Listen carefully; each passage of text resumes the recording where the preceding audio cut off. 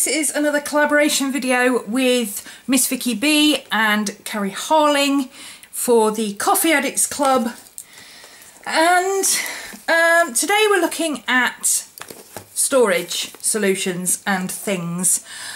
I think possibly because we do a lot of things with planners and organisation and stuff like that, we're constantly being asked about how do we archive things.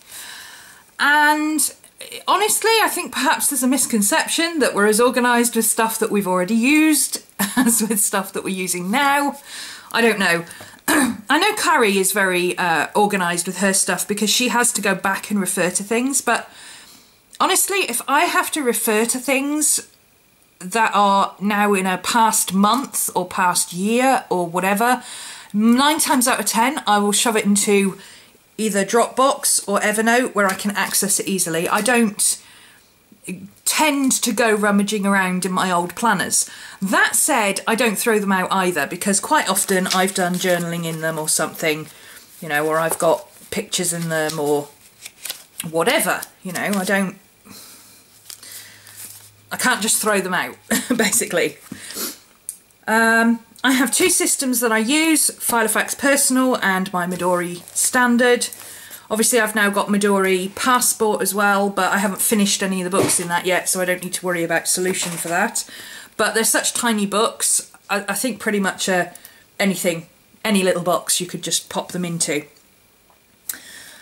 I also have my journals, and I will talk about those in a minute, because these are also journals and planners. My Filofax is primarily a planner. My Midori is both a planner and a journal, and my journal is just a book. So there's some crossover. But, you know, in essence, these are how I store my inserts. The Midori ones, instead of buying the Midori holders, what I did was I started making these. These hold 3 notebooks. They actually hold more than 3 notebooks if you don't fill your notebooks, but if you're not sticking things in your notebooks, then they will hold more than 3, but mine only hold 3. These are basically made out of cereal boxes covered with scrap paper, and the Midoris are put on with elastic bands. That's all there is. I have a video that I've done on how to make these from scratch, so I will link that down below if you want to go and make your own. They are, I suppose if you're using it as a planner, then it would be quite useful to have this. I found after a couple, you know, I had about 4 and it was like this much, and I'd go through several of these in a month, so it wasn't really practical for me. But if you're only going through 1 book every couple of months, or you've got 6-month books or year-long books of planners, then this might work very well for you. But for journaling, it doesn't work for me. So yeah, I'll link that video down below. You can go and have a look at that if you want to see how to make them. Currently, all I do with my books is I have a book box that is A5 width, because the height of a Midori is A5 size, and all I do is I take my books out of my Midori and I put them into the A5 box like that, and I have them in date order. It's that simple. That's all I do with it. That's it. I just put them in date order, and I write on the front, you know, what the date is, so that if I pull them out, I can see what date it is. But yeah, that's all I do. I have an A5 box and I put them in my box that way, and that's it. For my Filofax pages, now this is a bit more complicated because obviously I use the DIY fish inserts, which are quite chunky, and I've been using them for a good 2 years now, I think. Yeah, mid-2013 I think was when I bought the first lot. There are several ways you can file away your inserts. I generally put them in old video cases. personal size fits in a video case perfectly. You can also use DVD cases. If you've got DVD cases that have got the black inserts that you can pull out, then one of these fits really well into a DVD case. So you could maybe put your months in a single DVD case, but I can fit, I think, 2 months or 3 months into, this is January, February, March. Yeah, this is January, February, March of last year. Fits in there, and obviously if I wasn't so lazy I could label the box. And these have, let me show you on this one, because I MacGyvered this one to stick it together. These have, they open up completely and you can put paper in there, so you could cover them if you want to. You could put a label on the spine or whatever. Something I also experimented with and didn't get very far with because I couldn't find my hammer punch. I've got one of those, you know, the hammer punches for eyelets where it's a spike and you put it down and you hammer it and it punches a hole. I've got some of those and they do work on these, but I can't find it. So I tried doing it with a craft knife and obviously that didn't work very well at all, but you know.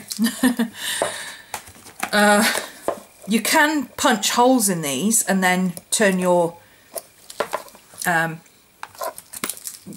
case into basically a book. It works better that way round, I think, so that you have literally your book will sit on there and then you can close it up that way. That's my personal preference, but obviously you can have it that way as well, so you can flip it there. Obviously you can't use rings for that, but treasury tags, you know, the ones with the, they're a string with 2 metal clips at the end? Those work brilliantly because you just put the metal clip through there, file all your papers onto it and then put the rest of the metal clip down through, and then it's basically a loop. So you've got a loop like that holding everything in place, and you can just open your thing and, you know, flip through what you need, find what you need, etc. So that works really well. That's another option. I also use, and I have a video on how to do this as well, this little MacGyvered thing, which is a paper clip and an elastic band.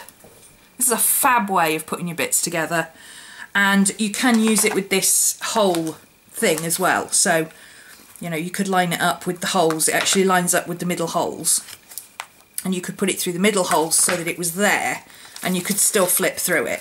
The advantage being that the elastic band stretches so it doesn't keep tearing your papers. And obviously you can change the size of your elastic band. You can have a big elastic band or a little one or whatever.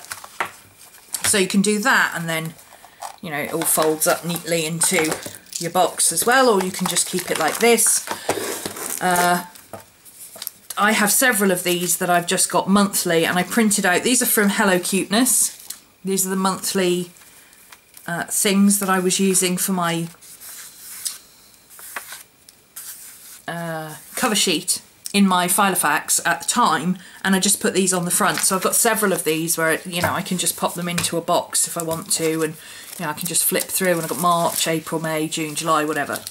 In general, what I do with my Filofax inserts, in all honesty, is I clip them together like this when I'm done, and I chuck them like that in a box. And then when I've done the next month, I clip them together like that and I chuck it like that in the box. And what you end up with is January, February, March, April, May, June, July. It's auto-filing. And that is honestly the easiest way I've found of filing things together. This is nice and flat. It works really well. You don't have these big chunky things going on because these take up a lot of room.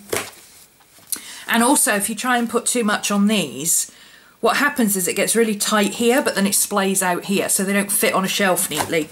Whereas these, nice and flat, perfectly aligned, and you can just put them all together where you need them in order, and then you can flip through for what you need. But as I say, as far as archiving or indexing or anything like that, if it's vitally important, it goes in my... Sorry, I've got a really dry throat. If it's vitally important, it goes in Evernote for me to be able to find it again, because I would never ever remember which one of these it was in. Whereas if it's in Evernote, I can search for it on the computer, and then if I need to come to this, you know, I've got the page, I'll know exactly when it was, what day it was, what week it was, what year, everything. I can just go and find this just by going back through my boxes. So that's pretty much that.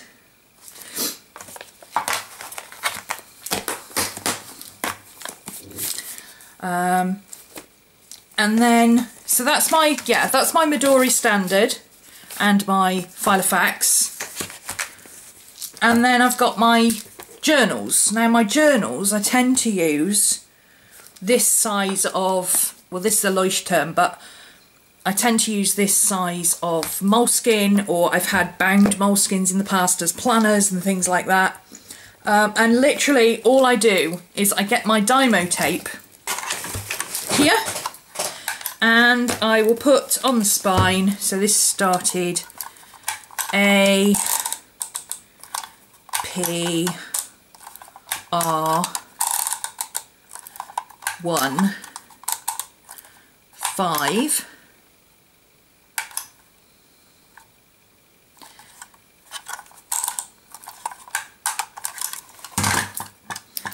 like that, pop it on there,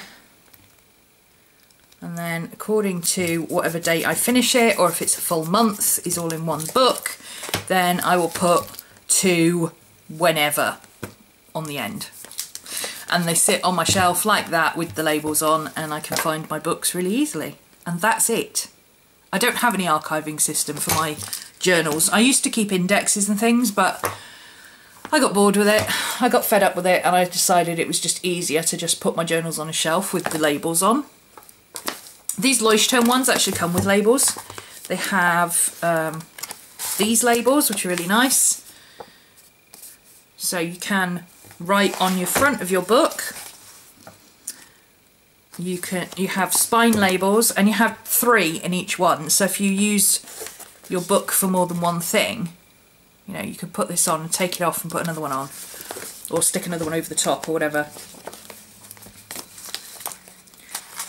And that's it. That's all I do. There is no great mystery to how I store my books, and because all my journals, except for the odd few which are textbook journals where I've used an altered book, they are all A5 size, so it is literally a case of just standing them all up on a shelf in date order. That's it. There is no big mystery to how I file away my stuff, but you know, a couple of handy tips there for you, I hope. Dymo labels are awesome for labelling your books. VHS cases are fantastic for putting several months worth of personal Filofax stuff in, and obviously DVD cases as well if you take the black pieces out the centre. And as I said, I've got a video on how to make one of these for a Midori Traveller's Notebook out of a basic cereal box, which, you know, if you like craft paper, the inside of a cereal box is usually craft cardboard. So you could just turn it inside out and just have the plain brown covers on the outside if you like the rustic look. You don't have to decorate it. There you go, that's it. That's my 3 ways of archiving my stuff.